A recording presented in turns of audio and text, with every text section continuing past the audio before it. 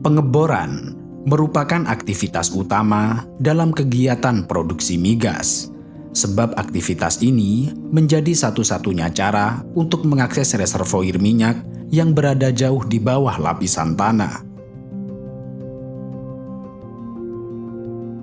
Untuk membantu proses pengeboran migas, diperlukan suatu struktur yang disebut dengan rig. Rig pengeboran minyak merupakan suatu struktur yang menampung beberapa peralatan untuk keperluan ekstraksi minyak dari bawah permukaan bumi. Jika dilihat dari segi wilayah operasionalnya, rig terdiri dari dua jenis, yaitu rig onshore untuk aktivitas pengeboran di daratan, serta rig offshore untuk pengeboran lepas pantai, delta sungai, atau rawa.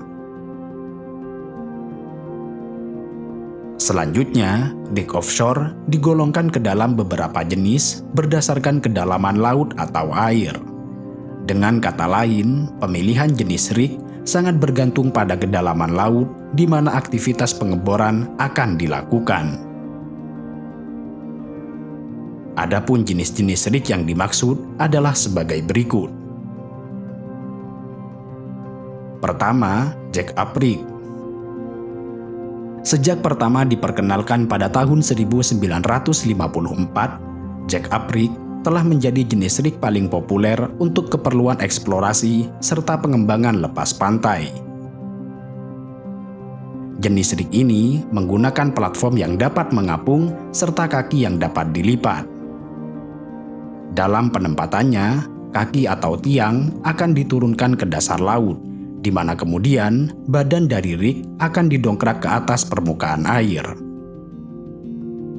Dalam penggunaannya, jack-up rig dapat digunakan untuk keperluan pengeboran di perairan dengan kedalaman hingga 150 meter.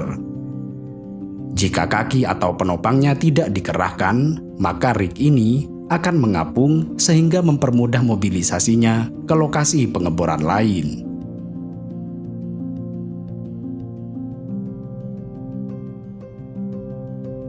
Kedua, Swanback Rig atau rig tongkang rawa.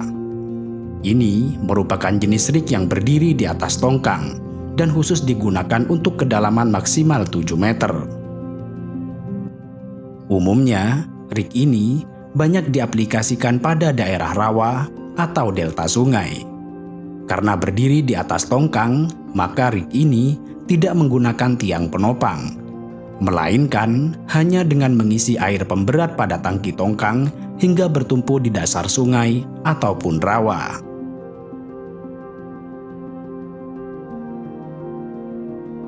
Ketiga, drill ship. Dari namanya saja, kita sudah dapat menggambarkan bentuk dari rig ini. Drill ship merupakan jenis pengeboran mobile di mana struktur utamanya didirikan di atas kapal. Jadi, prinsip utamanya adalah menempatkan rig di atas kapal laut.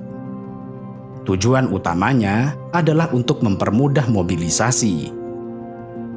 Rig ini digunakan untuk keperluan pengeboran laut dalam, yakni pada kedalaman 2.000 hingga 3.500 meter.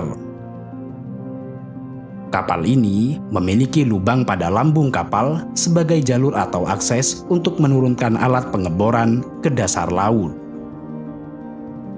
Drill ship tidak menggunakan jangkar sebagai tambatan ke dasar laut, khususnya pada aktivitas pengeboran laut dalam, melainkan menerapkan sistem dynamic positioning system atau yang disebut DPS yang terhubung ke komputer. Sistem DPS bergantung pada thruster sebagai tenaga pendorong yang diletakkan di depan, belakang, dan tengah kapal, agar posisi kapal tetap pada posisi yang ditentukan saat pengeboran sedang berlangsung. Keempat, submersible rig. Jenis rig ini memiliki struktur utama berbentuk ponton maupun silinder yang dapat mengapung, dan di atasnya dimuat rig serta peralatan pendukungnya. Keunggulan dari submersible rig adalah dapat bergerak ke lokasi pengeboran karena ditopang oleh ponton. Setelah sampai di wilayah pengeboran, struktur utama dari rig ini akan diturunkan ke dasar laut sebagai penopang. Penggunaan submersible rig umumnya digunakan pada perairan dangkal dengan kedalaman sekitar 30 meter. Jadi, itulah jenis-jenis rig berdasarkan kedalaman laut. Selain kedalaman laut, tentu masih banyak pertimbangan lain yang mempengaruhi pemilihan jenis rig, seperti kecepatan angin serta karakter gelombang laut pada daerah target pengeboran.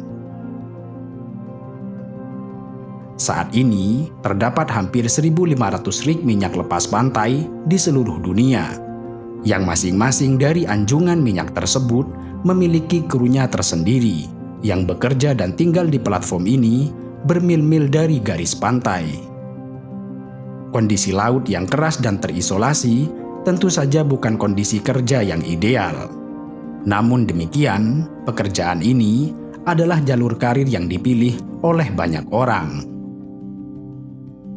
Pekerjaan lepas pantai dibayar dengan gaji yang sangat baik, terutama untuk para insinyur dengan keahlian spesialis. Posisi entry level dapat berkisar dari 47.000 hingga 80.000 dolar setiap tahunnya. Sedangkan posisi teknis dan manajerial bisa mendapatkan gaji 2 kali lipat. Namun, kendati mendapat gaji yang cukup besar, bekerja di atas anjungan minyak adalah pekerjaan yang berbahaya. Risikonya dapat berupa ancaman dari alat berat, bahan kimia, hingga jatuh dari ketinggian.